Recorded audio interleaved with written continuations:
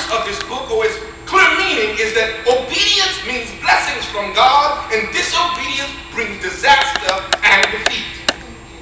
That is a word for us on today. If we are obedient unto God, we get blessings. Yeah, right.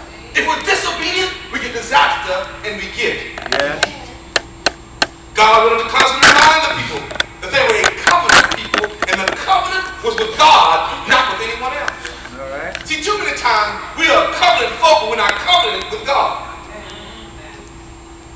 Let me make it plain. Yeah. We're covenant with our job because it's the most important thing.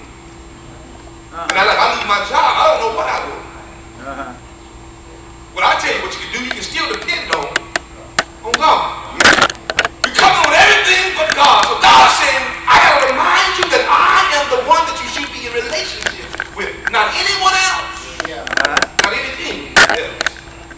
Although synoptic to the books of Kings and Samuel, Chronicles deal with the plight of God's people more theologically than historically. If you go back and read 1st and 2nd Samuel, 1st and 2nd Kings, what you'll find is they're historically lining out the king's duties, what the kings did. But when you come to Chronicles, it theologically deals with the fact of what the kings should have done, or they did do. 2nd Chronicles particularly deals with the Solomon and the kings of Judah mostly.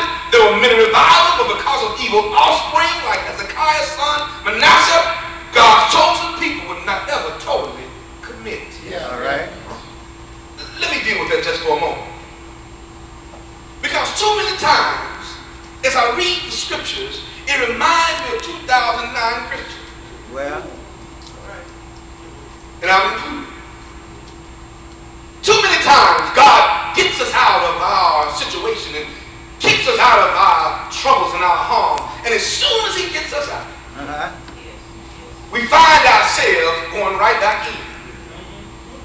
And what happens is, and what the Bible is teaching us is, that we have not totally committed unto God.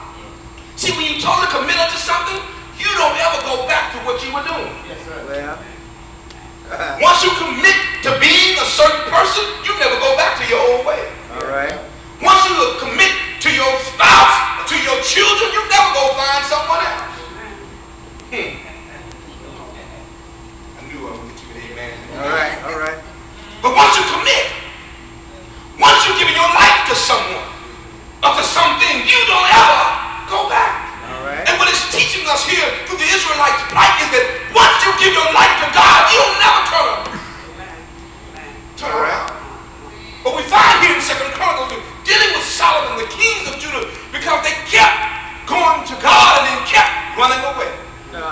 One king would do right by God, and his child, his son, would come back and do wrong by God.